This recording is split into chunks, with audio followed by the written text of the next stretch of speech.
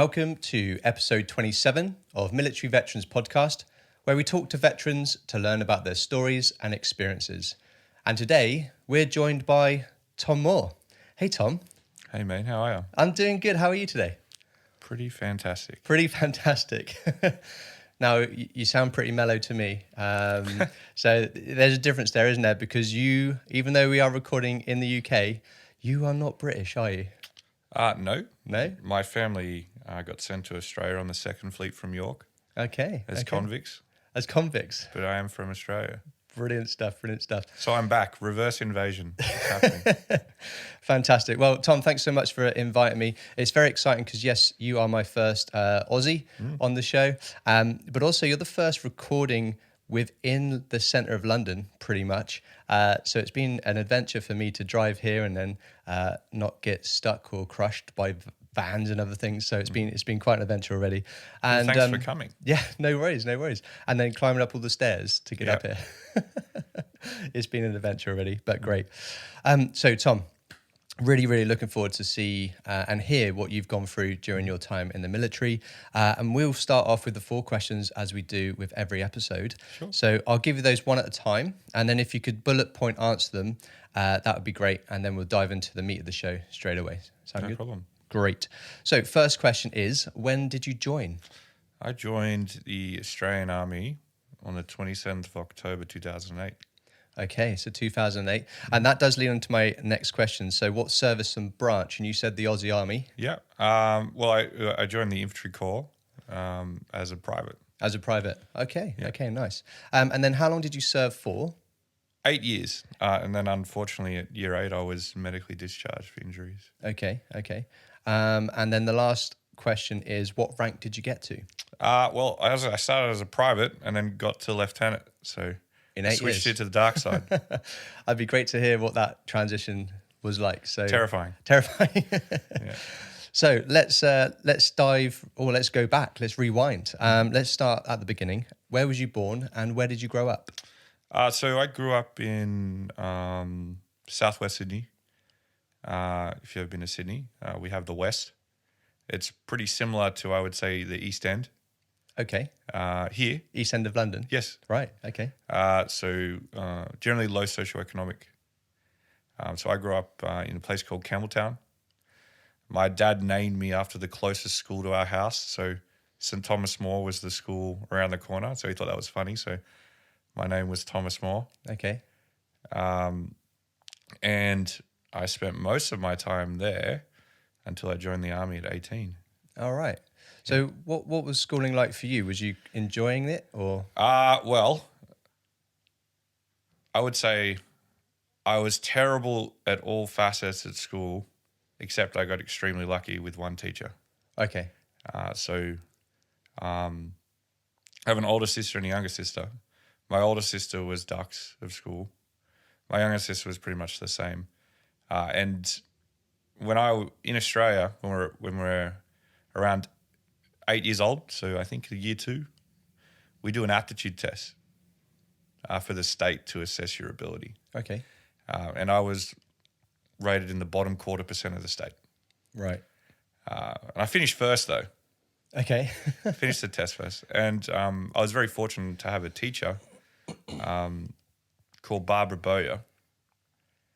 And for some reason, to this day, I have no idea, but she made me stay behind school probably like 3 or 4 days a week and made me say everything 3 times and write it down 3 times. What was going on now, because of all the stuff I've learned of aptitude testing, is that I have no statement and comprehension. So you would say that I'm probably dyslexic. Okay. And I wasn't taking in any of the information. Right. So over the course of that 2-year period, she made me do that. And then by the time I was 10 years old, I got in the top 1% of the state, the same test. Okay. So the rest of my schooling period was lifting a lot of weights because I thought I was tough, bending a lot of rules because I thought I was better than others, which I wasn't. I was an idiot. And gaming school in order to think I was actually taking in the information, which I wasn't. Right. So by the time I joined 18, I started by going to university, and I just realized that although I could do it, which I ended up graduating with a degree, that method of learning just wasn't good for me. And throughout my time at school, I would say sort of three things stick out. One, I wanted to win in any sport I played in. Two, I hated bullies. Yeah. So I like to sort them out. And three, I'm way too arrogant, way too young in my life. Okay. Yeah. Does So that answer your question? it does in a very good way. Yeah. So that's good to learn about where you came from. And you mentioned a few times about joining at 18.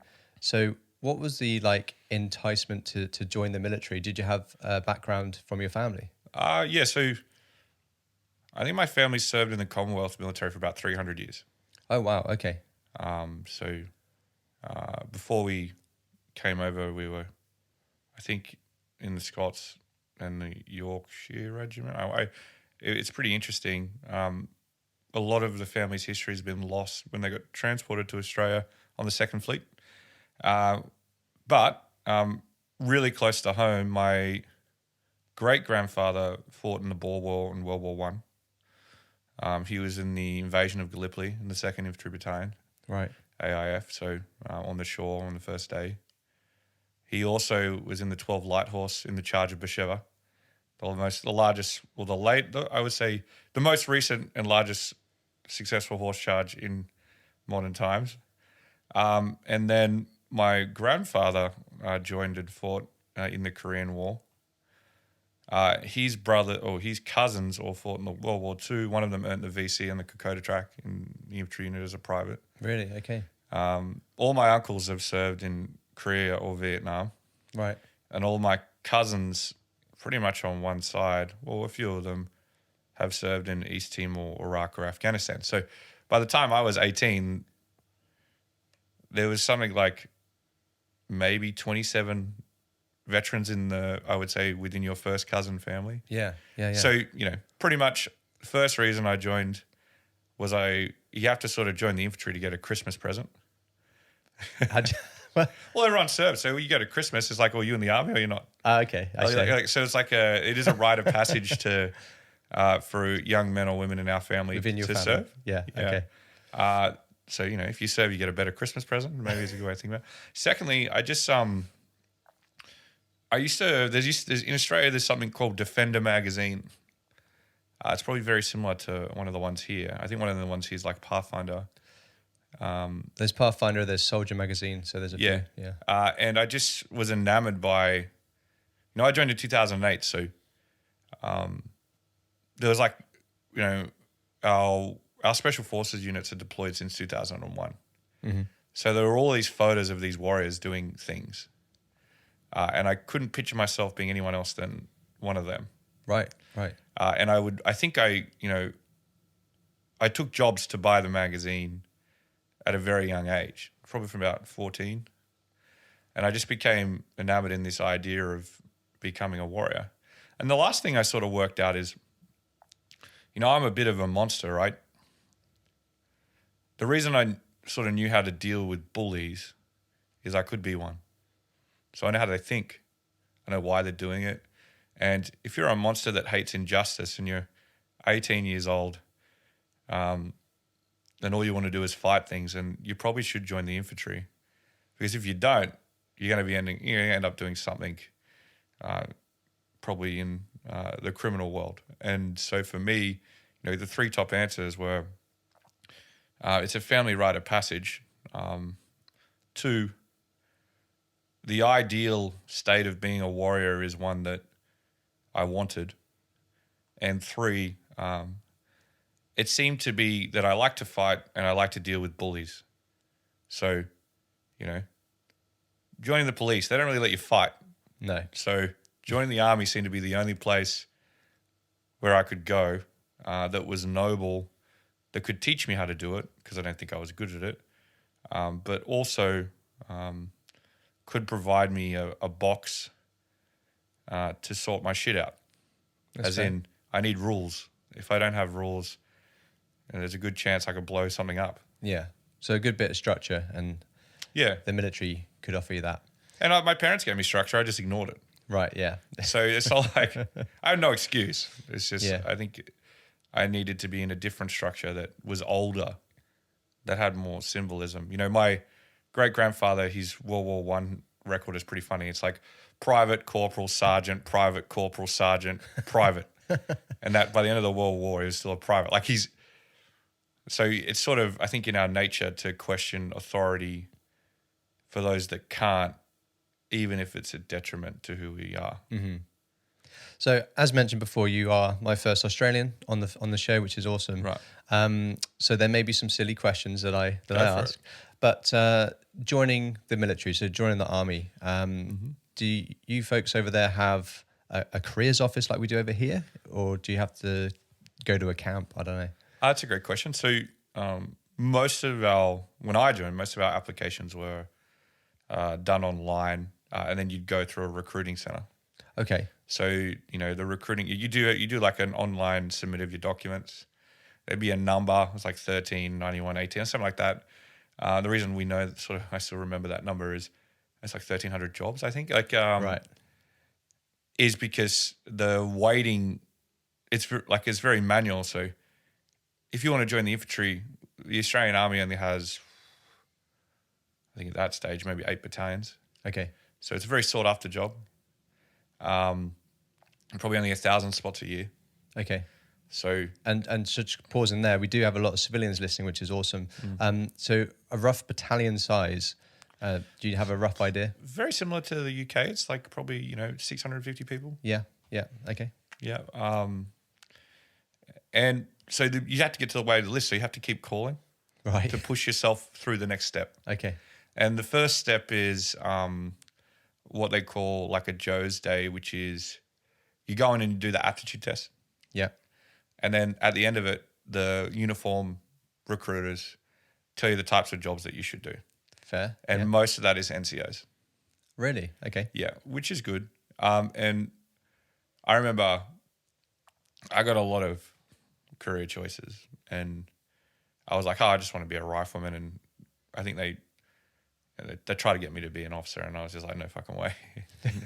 No way. No way would I ever want to do that.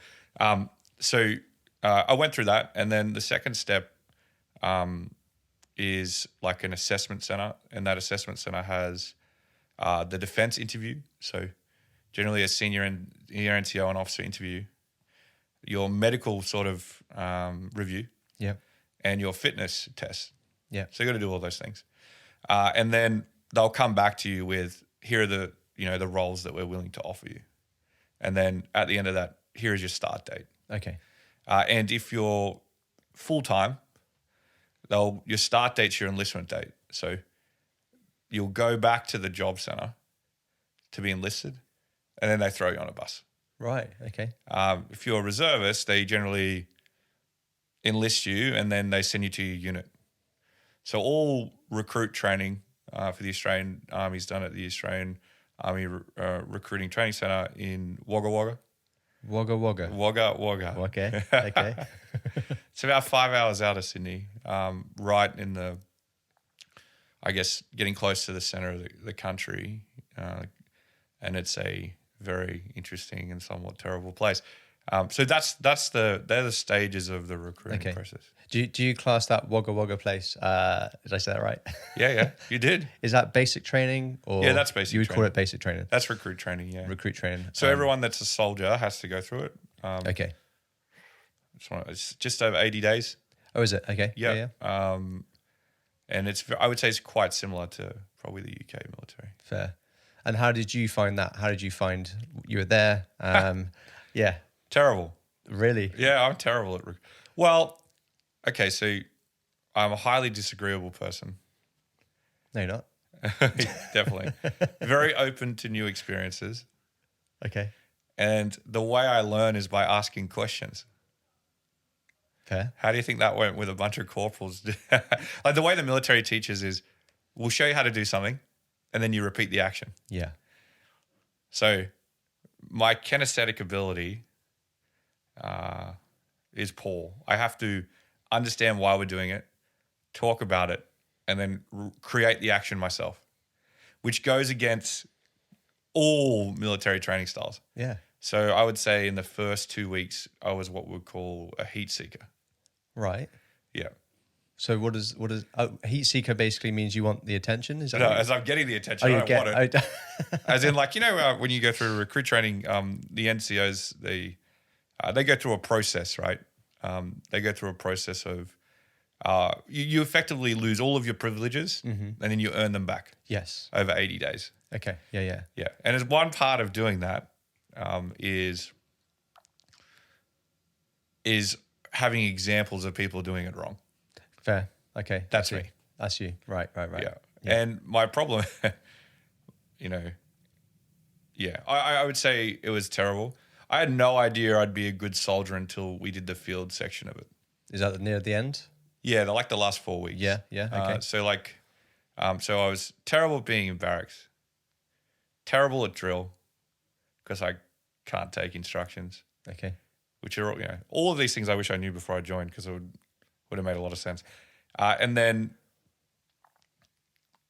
terrible at shooting because if you know much about the Australian rifle, it's really similar to the British rifle. It's a bullpup design, not adjustable to body size, which means if you're bigger than the rifle, you actually have to change the way you're taught to shoot it. And I didn't know that till I became a marksmanship instructor 4 years later. Okay. And I had really bad eyesight. So I got laser eye surgery maybe about year 4 of my army career, but I had really bad eyesight, so I was pretty bad at marksmanship. And then by the time I reckon we hit the field phase, where it becomes about discipline, grit, dynamic thinking, stamina, navigation, actually applying all of those skills, I thought I'd be terrible at them. So my first sort of 8 weeks of recruit training, I thought I made the biggest mistake of my life. But you hadn't. Well, I think they were very surprised. I remember the bombardier that I had as an instructor. Right. And I think he just came back from Iraq, maybe, yeah. He goes, mate, I'm absolutely astonished that you are this soldier outfield compared to the last 8 weeks. Okay. As I've written in all my reports, it's quite fascinating. Yeah. It's because I went back as an instructor like 6 years later Okay. to the school, and I read some of my reports, and Jesus. Wow. Yeah, it was they did not see me graduating recruit school. Okay. But you got through recruit school, basic training, and then you move on, right? You move on to, do you call it your first unit like we do? Well, we call initial employment training. Initial employment training, So right? you go to, you then go to your infantry training, Okay, yeah. which is a whole different, it's like the recruit school, except now it's real talk. Okay. Yeah, everything from combat shooting through to explosives. You become an infantryman. So how did you find that after doing 80 days of Way recruit better. training? Way better? Yeah. In what way? Because you now understood how it was going to run. Yes. Also because it's always outfield. Right. So which I think I was born for. So, my marksmanship still didn't improve for about 3 years. Yeah. But I knew what I needed to do to nail a grouping size. I was much better at combat shooting. So think of shooting on the move, urban shooting drills than I was lying down on a range. Okay, yeah. Which at the time the military was heavily focused on building combat shooters. So that was good. Okay. And I'm a big guy that can carry a lot of stuff. And the infantry likes that. Yeah. Because they make you carry a lot of stuff. So, and I sort of had a don't quit mentality. So I sort of found it pretty easy. Fair. But I wouldn't say I was by far the best soldier or in the top 30% of soldiers going through that program. Okay. There were a lot better soldiers than me. And so how long was that training for? Do you remember roughly? Oh, it's about 3 months. Another 3 months. Okay. And then after that, do you go on to your first unit? Yeah. Yeah. And where was that? Is that still in Australia? Yeah. So I joined initially as a reservist that went through full-time training because it's a sort of new program. The unit I joined was the Royal New South Wales Regiment. So it's based in New South Wales. Okay. And it's I think the battalion, the Royal New South Wales regiments existed for like 140 years. So then you go to your unit and then you're a soldier, really. Yeah. And how did you find going to your first unit? You'd passed all the training. Oh, I threw up on the drive there. You said what? Yeah, I was I'm really anxious. well, I went through training where I was not the best at really anything other than not quitting. Yeah. And my family has got so the unit that I went to, the patron of the unit is called Ted Kenner. He won the VC on Kokoda track. Pretty interesting guy. Like he won the VC. His platoon commander got shot on Kokoda track through the spine, couldn't walk. All the NCOs pretty much were either shot or wounded or killed. And he picked up a Bren gun, the old machine gun that has the... Yeah. And shot at 3 Japanese machine gun nests from the hip. Right. Missed them all. Right. Got shot through the face, the arm, the lung, and then picked up Lee Enfield rifle and, killed all the Japanese with the rifle. And he got a Victoria Cross from it. Mm. He's the patron of the unit I got posted to. Right. And he's my pop's first cousin. Wow, okay. So, here is me, this average soldier, and that is someone that's within sort of one of the reasons why I joined. Yeah. So to me, it was very intimidating. Mm. It probably meant more to you than others that had gone there as well because of that reason. Oh, right? definitely. Yeah. It's quite, who you're going to let down. Thinking about it now is quite silly, but. But at the time, right, you're young. I was extremely worried. Yeah. I'd say that my ego had been completely readjusted back into its normal being after going through recruit school. Mm-hmm. And so you get there. Is there like an initiation at the new place? Yeah, somewhat. Somewhat. It's generally always fitness related. It's fitness related. Okay, fair enough. And then carrying the most things. Okay. And then what's your first kind of year or two there? You're talking about, what is that, 2000? Is that still 2008 or are we talking 2009 now? 2009, just mainly carrying a machine gun around. So you just on exercise a lot, or are you getting ready to go anywhere, deployed or? No, I didn't deploy. I was quite lucky that I was doing my degree at night, and probably about year 2, the commanding officer and OC that I had supported my request to go to Duntroon, which is our version of Sandhurst. So, become a general service officer. Really? All right. Yeah. So first of all, say that name again. Duntroon. Duntroon. So Duntroon is the Royal Military College. So right. Exactly the same function as Sandhurst here. Sandhurst in the UK. And so what was that? I mean, you're a private, right? And you now wanting to try and get commission. Yeah. What was that kind of inspiration? I kept doing a few exercises and realized that some of these people that I was working for were dumb as all hell. Okay. Officers. Yeah. Right. Yeah. Okay. And no one in my family had been an officer. Okay. Yeah. So in the hundreds of years that I've looked back, no one's done that. So, and I started to become much better at being a soldier, very good. I'm never good at anything the first time. I'm always the back of the class, but by the end of say year 2 or year 3, I'm ahead because I don't stop working. Right. At it. I can't. For example, no matter what job I'm doing, I will always, whether it's cutting wood or running a tech company or being an infantry private, I will always work ridiculous hours.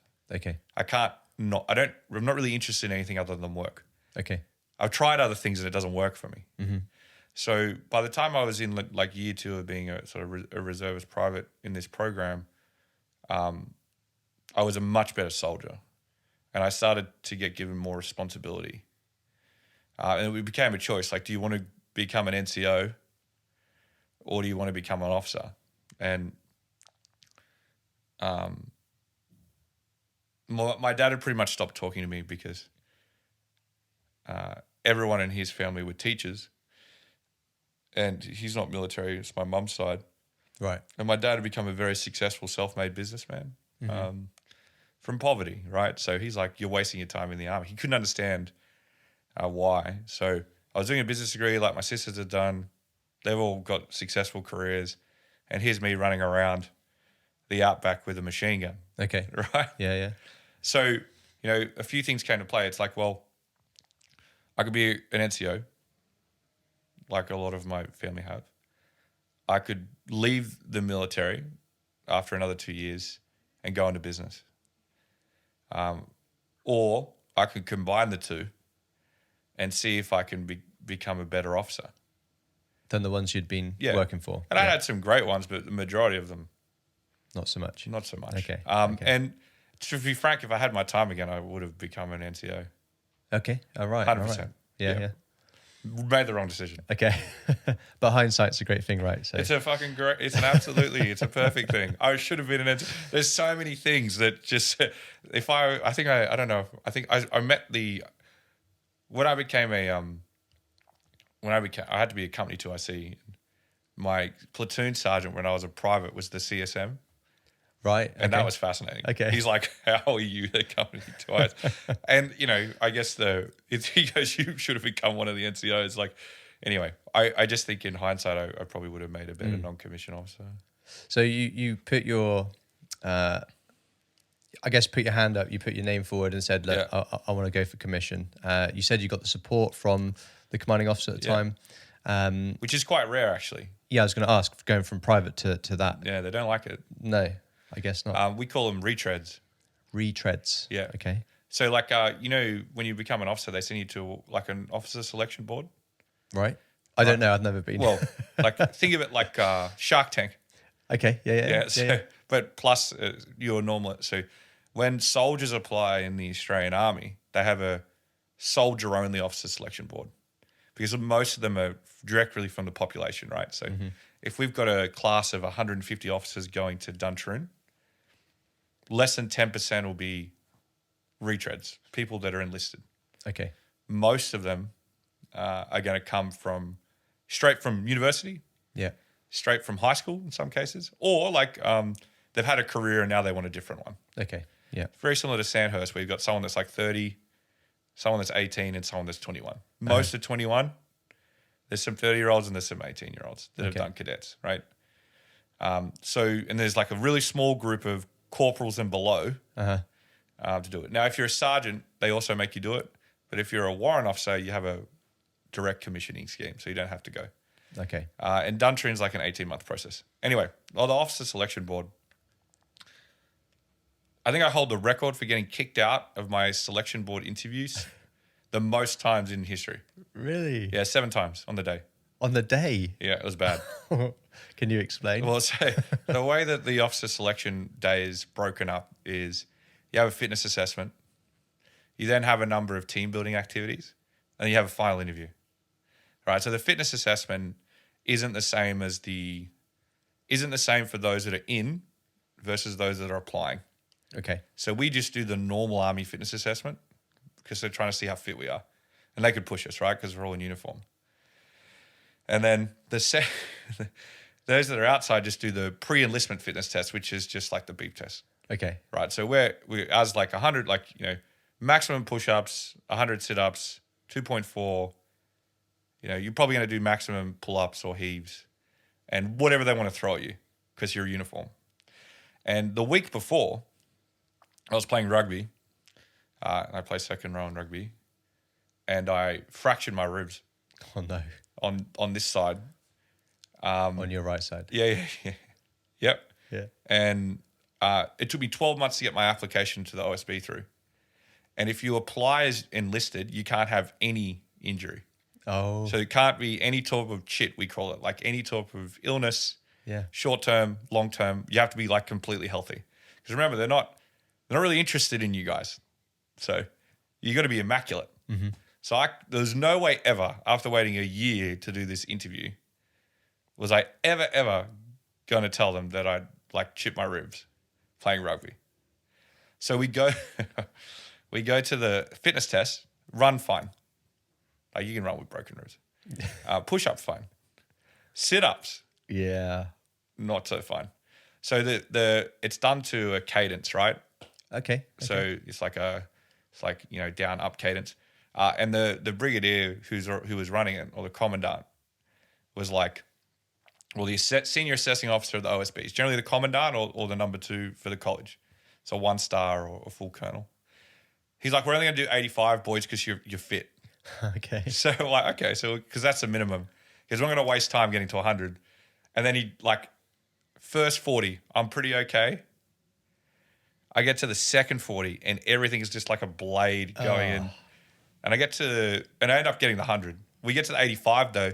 He's like, we're going to keep going because I don't reckon Private Moore can do it. So we're going through this. I get to the 100. So first thing in the fitness assessment, all the assessors think I'm not fit. And I'm a pussy. Which is bad because I'm coming from the infantry. I want to be an infantry officer. It's like, you can't be, what is this? Yeah. So I get like a huge negative, even though my run's good, finished it, get a huge negative tick for the first task. Heat seeker again, right? I'm like, it doesn't. And the second task is, we have to do this thing where we speak about a topic. So they're assessing your ability to communicate. Okay. And articulate things, because officers spend a lot of time. Like, they're a change manager in a lot of ways. They give orders. So if you can't give orders and you can't speak, if you can't verbally communicate, you can't be an officer. Like, you really. So you have to pick a topic and speak about it. And I remember just sitting there like this, eyes closed. And I was sitting there and like, there's all these, the corporals are really into it. I don't know why. And then like the privates are sort of into it, and then I'm not really into it. And like, I got the psych is now, there's a psych major that watches the whole thing. Really? Wow. Okay. Yeah, as part of the selection board. So you've got like the commandant, you've got like the CO of the school, and you've got the psych, and then you've got like 2 captains. So like people that are doing the job. That's sort of the selection, right? There's like 2 sergeants, or a sergeant or a warrant officer as well. That's like the sort of 7-person board.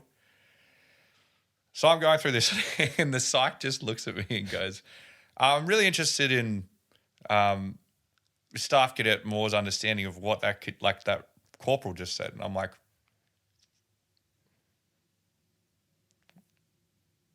I'm not interested. And they're just like, what? I go, I wasn't interested. I wasn't listening. And they're looking at me. I'm like, well, they didn't know how to react. Like, they weren't expecting me. Like, they were expecting me to bullshit. I was like, I wasn't listening. Why? Because it didn't engage me. And they're like, well, what do you have to say for yourself? I go, well, if I spoke like that in front of Australian soldiers, they'd hate me. Like, this dude's just, polishing his own ego. He's not good at storage. Anyway, I went on for like 5-minute rant. Then I realized, this is okay. So there's another negative. And like, the psych's like, well, I'd implore you, Private Moore, to fucking start listening to all of your fellow soldiers that are presenting. I was like, yeah, whatever. Like, I was just like, so that was bad. And then we go into the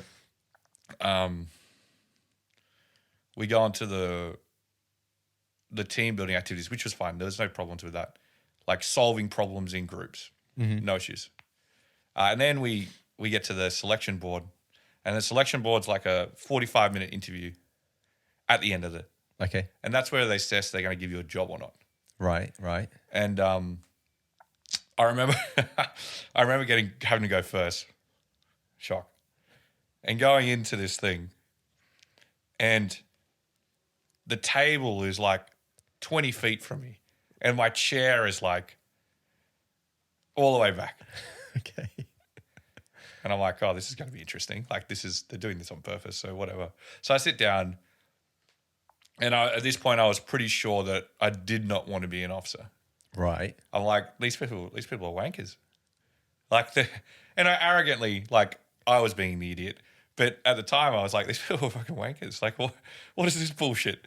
Like, why isn't anything I've done in uniform being assessed? Why? Like, all of these things, it just didn't make sense to me. So, the first question they asked me was, you think like the psych goes straight for the jugular? You've got an ego. Do you really think people will follow you? I looked at him, who was a major, and I said, I think that I have a much better chance of having everyone outside follow me than you have, sir, because you're just a special service officer. So like he's just a professional that's done a 6-week course. He's not a full officer, right? Right. They call them SSOs. They are full officers, but I'm just being a smart ass. Yes. And he just he's coming at me. I'm like, whatever, mate. And the colonel started laughing. No way. Because he's like, I've just carved him back. So I get kicked out. The sergeant walks me out. Brilliant. Okay. Walks me back in. Okay. The chair is now right up to the desk. Right. Yeah. And then the psych goes again.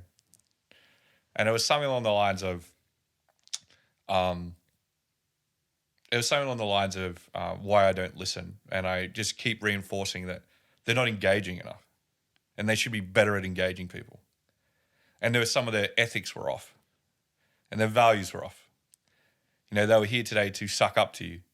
I don't believe we should be hiring officers that suck up to people. And I'd say something like, not my experience, which is just absurd because I'm a private and I have no experience. So then I get kicked out again because they're just like, I get brought back in. And at the time I graduated university in the top 4 out of 800 students.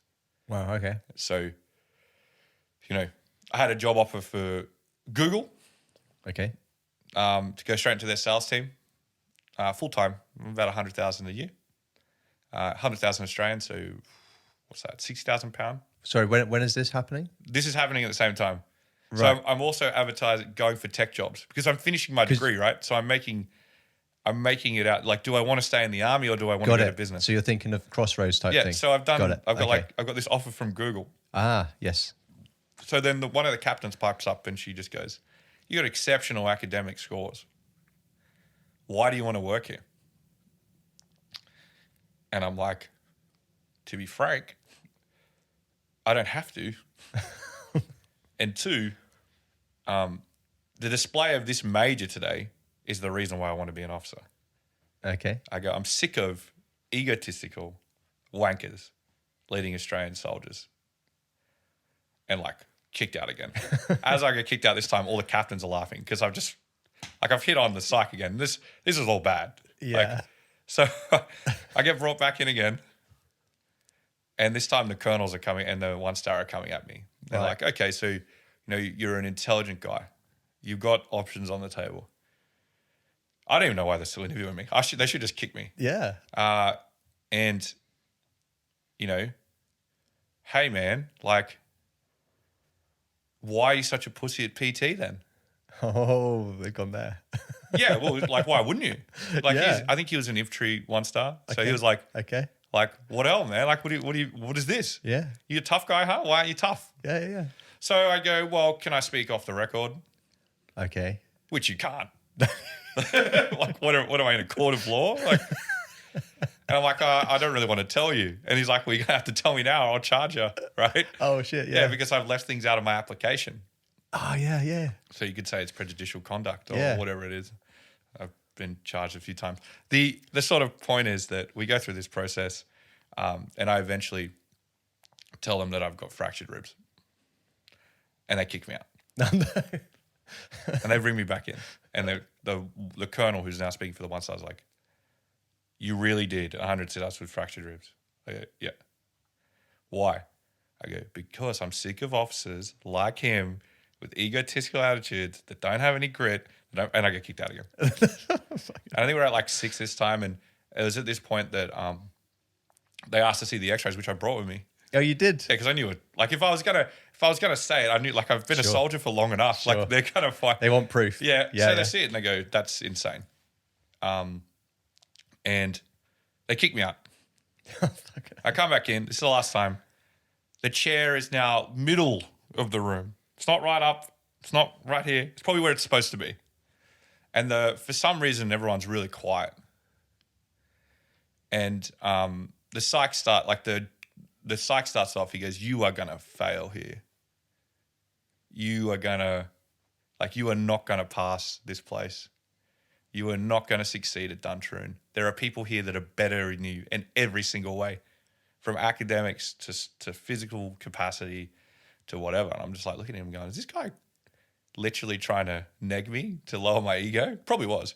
And anyway, the commandant gets up and he goes, we're going to take a chance on you and offer you a position. Wow, okay. And they gave me the letter of offer. Okay. And I'm just sitting there going, yeah, cool, I'm not coming. Like, I don't want to work here. This is ridiculous. Like, why is this an interview process for one of your employees that already works here? Yeah. Like, I'm sorry, but it's a little bit odd. And like, thinking back, I was a really arrogant young man that had no idea about how the army worked. Definitely didn't know what a good officer looked like. So really, this is all just probably quite entertaining for them, but I'm coming across as an idiot. Okay. So I leave. As I leave, the Special Forces captain that's at the back of the room and the sergeant chase me down the stairs. And I'm like, I'm gone. Like the cab is driving me to the airport. I've got my offer from the Australian Army and my offer from Google. I'm going to put the Australian Army in the bin. Like, I'm not working here. Okay. And the sergeant pulled me aside and he goes, you have a mouth on you. But the Army needs more junior leaders like you to be officers. So suck it up for 8 months. Get through the course and get back to the battalion. And do what you want to do. But stop being such a whinging little wanker. And the captain just looked at me and nodded the same. And he goes, he's right. He goes, don't worry about today. You got the outcome. But the Army needs people like you. And I didn't really know what that meant at the time. But because of that conversation from that senior NCO, I ended up accepting the offer at Duntroon. Okay. Yeah. But I think I still hold that record for getting kicked out of that room so many times. It's interesting that they did, like you say, keep interviewing you rather than just getting rid of you. Yeah, I didn't understand that. Which is odd, but... It's fascinating. Yeah, isn't it?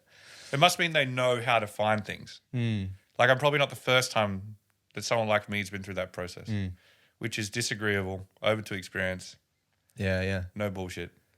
And then you went back and did that 8 months of training. Well, 18 months. Oh, 18 months. Sorry, 18 months of training. And you got through that.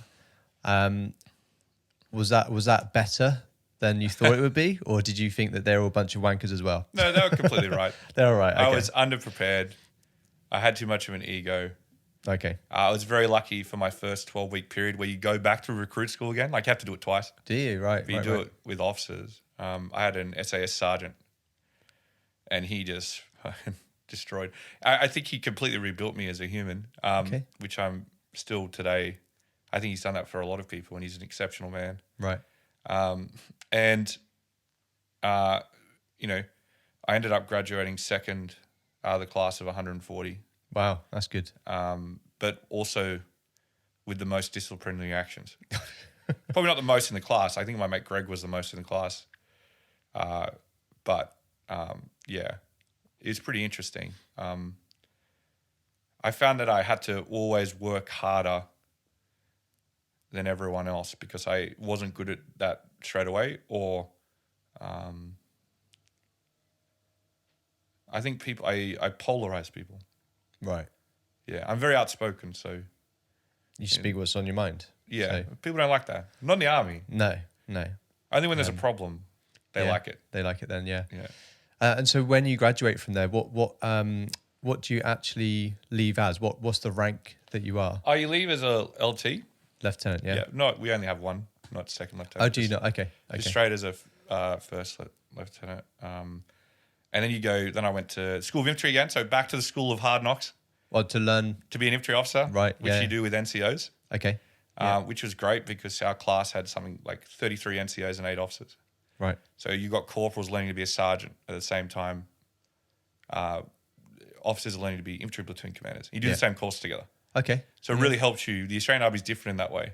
Yeah. Really combines the courses, blurs, makes a command team versus two different roles. Yeah. And they do it through training. That's interesting. And I was very fortunate to, one of the people that I got quite close with there, his name was Cam Baird, who won the Victoria Cross, died in Afghanistan, but had an MG at the time.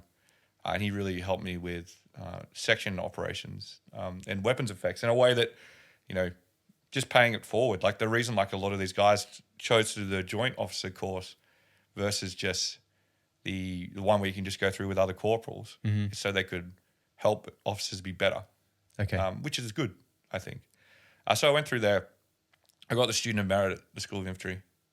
Nice. So I beat everyone, which is quite interesting.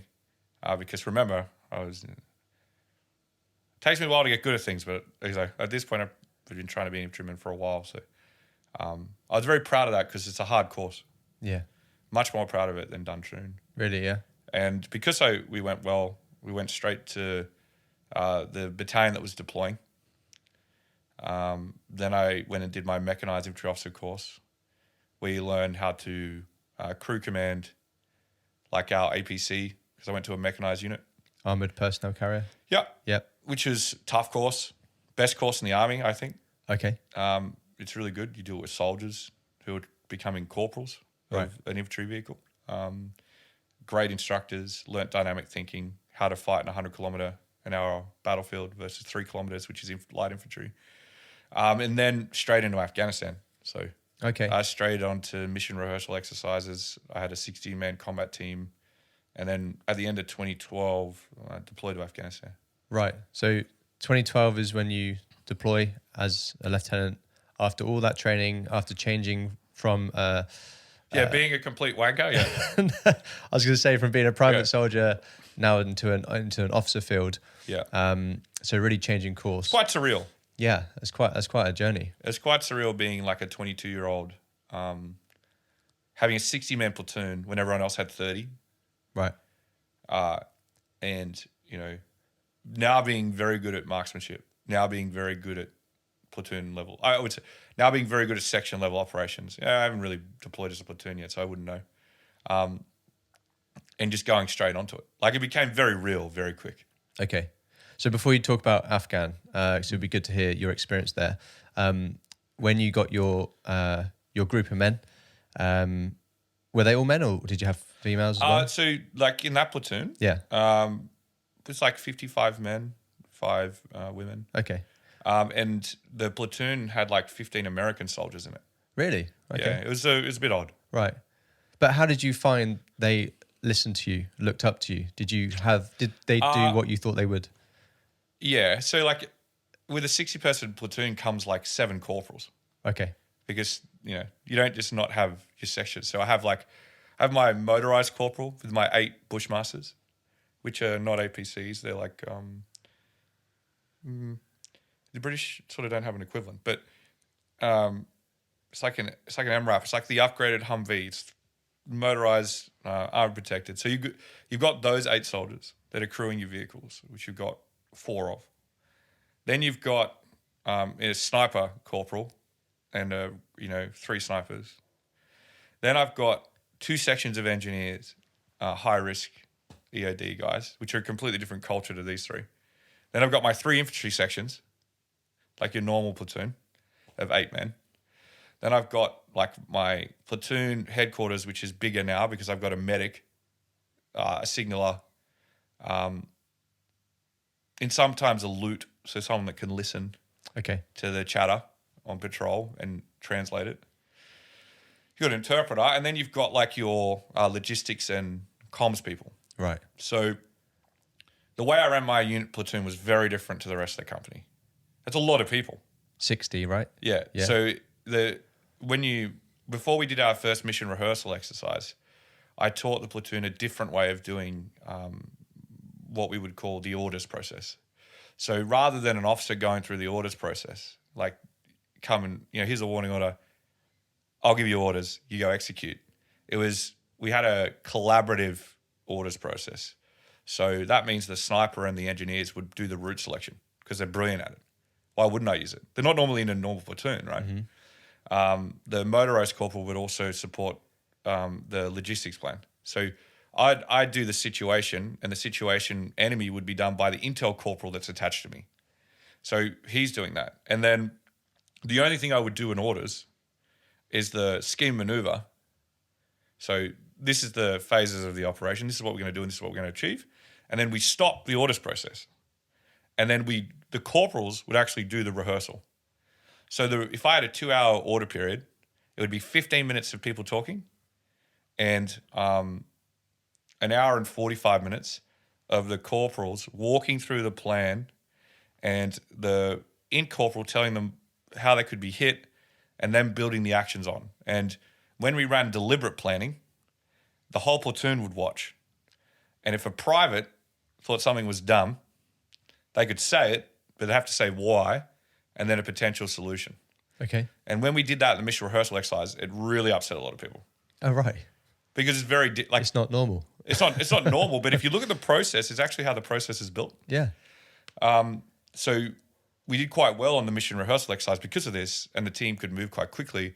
What it also allowed the soldiers to do was contribute to the plan and feel like their ideas were thought. So then you can get on with the business of getting good at war. Okay. And not talking about whether or not you like each other. Yeah. And the second thing that we did was a transparency session. So after every patrol or operation, we would have to admit as a group, 60 people, what we did wrong. And if you didn't admit you did something wrong, then you're not focusing on how you can improve. And you can always do something wrong. Like, I should have looked the other way. I got the map wrong. I got my GPS time wrong. I didn't apply the drill. I let this person down on this entry. And we would do that after every session. And if you didn't know how to fix it, someone would tell you. Okay. Like, I figured that out. This is what you need to do. And that sort of really changed the dynamic culture of the platoon. Mm-hmm. So I don't know how people felt I led, but I would just say that we were very efficient. We were very agile. And the platoon did exceptionally well because of it. Okay. But we also took people out of the platoon. Right. Because they stopped admitting what they did wrong. And I think we moved 3 or 4 people out before we deployed. Okay. Yeah. And then 1 when we did. So right. It was a team that was relentlessly focused. I had a platoon sergeant. He was 26. And I was 22. He was very young for a platoon sergeant. And I reckon he was like 5'1". What's 5'1"? Like 5'1". Like, oh, he was 5'1". Right. He was like, he probably came up to my chest. Okay. He is the best NCO I've ever met in my life. Right. He is exceptional. Yeah. Tactical, could do it. Administrative, could do it. Outshoot, outwork, outrun anyone. So I was very, very lucky to have him. But Okay. I don't, that's, I think maybe gives you a little bit of context of how we work. Mm. And then you deploy, right? So you head out to Afghanistan. Yeah. And what's that like from your perspective, your platoon's perspective? It's pretty surreal for me. So it's 2012, right? Yep. Yeah. End of 2012. Pretty surreal. Which area? Into Orazgan, which is where the Australians are based. Is that southern? Yep. Yeah. Yeah. I think it's just above Kandahar, just above Helmand and Kandahar. Okay. Yeah. And then, to be frank, everything's a bit of a mess, right? So, right. The teams are drawing down. The platoon we're handing over with, they're tired. It was at this point the operation had gone from mentoring to advise and assist. So, very vulnerable, right? Because you've got an area where you used to have a battalion, has one company. Okay. Doing the same level of work as the battalion, or trying to provide the same strategic output, and the ROE had been really restrained. So it was a political battlefield probably more than a operational one. Right. Yeah. And my first job was the QRF, so I had to support SOTG, Special Operations, Task Group, and the defense of the base. Did that for about 8 weeks. And then they sent me to Kandahar. Right. So I took the whole platoon, dropped us in Kandahar City, not Kandahar City, just outside of Kandahar, Air Force Base, like CAF. It's a huge military base. It's as big as sort of Bagram. Right. And in Kandahar, and was told I have to protect the Corps advisory team. So an Australian-led American team training the 205 Hero Corps on how to win a battle at a corps level, so multiple divisions, which none of us have had any experience in, right? Because we don't have multiple divisions in the Australian Army.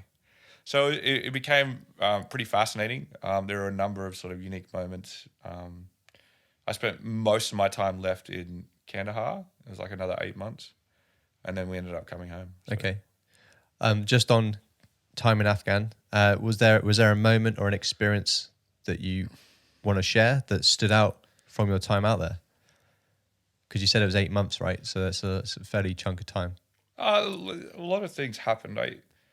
One of the things that I find fascinating was the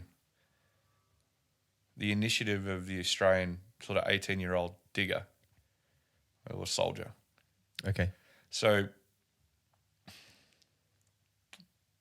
and there's, one of the things that stood out to me in a positive way was watching these privates have to do close personal protection for a colonel, and just when they broke the rules, manhandle them and remove them from the situation. And what was really interesting was watching the Afghan major general spend more time with my infantry privates than the colonel advisors. Okay. Because he respected them. Yeah. And to me, outside of everything else that happened, watching those privates do their job exceptionally well in a very unique circumstance. So you could be like one rifleman with one colonel supporting an Afghan brigade. And like, what does a colonel know about anything that's now involved in combat, like in terms of their physical protection? And then watching them take charge of the scenario without upsetting the senior A&A officer or Afghan National Army officer was exceptional. Okay. And that sort of crystallized into my brain about what's possible even at a young age.